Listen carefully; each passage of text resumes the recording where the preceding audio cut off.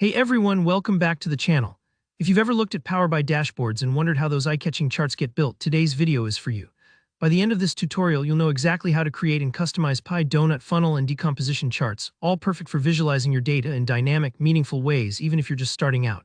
We'll keep things simple and approachable, and I'll walk you through every step so you can follow along with confidence. Alright, let's dive right in. When you first open up your Power BI report, the first thing we're going to do is add a pie chart.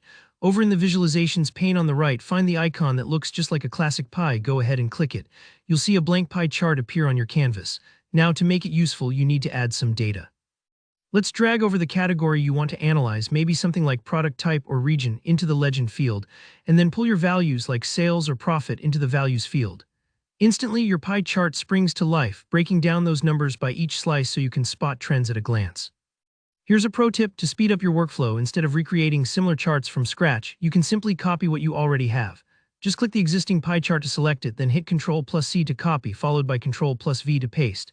It's just like working in Word or Excel. This saves you a ton of time, and now you have a second chart ready to tweak. With your new copy still selected, look back over to the Visualizations pane and click on the donut chart icon, which looks like, well, a donut. Suddenly, your pie chart transforms into this cool ring-shaped donut chart. What's the difference? Well, a donut chart works just like a pie chart for showing proportions, but the hole in the middle can sometimes make it a little easier to compare slices, plus it just looks modern and polished. Next, let's introduce a funnel chart. Funnels are fantastic for showing how data moves through stages. Imagine tracking leads through a sales pipeline or website visitors down a conversion path. Find the funnel chart icon, click it, and just like before, it'll pop onto your canvas. But don't forget, your funnel chart needs data. Select the stages or steps you want to visualize, such as leads captured, qualified leads, and closed deals. Drag those into the group or category field, then add the corresponding numbers. Maybe it's the count of items at each stage. The chart now forms a funnel shape, highlighting drop-offs or bottlenecks at a glance. Now let's step it up and add a decomposition tree. This is probably one of Power BI's most interactive charts. Click the decomposition chart icon, and again the skeleton of the chart appears in your workspace. To see it in action, drag over the main value you want to break down, like total sales, and then add a couple of categories for decomposing, such as region or product line.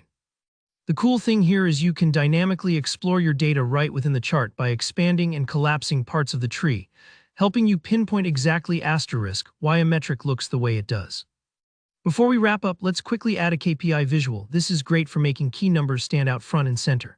Click the KPI icon, then add your main value like sales, and if you like, a target value for comparison.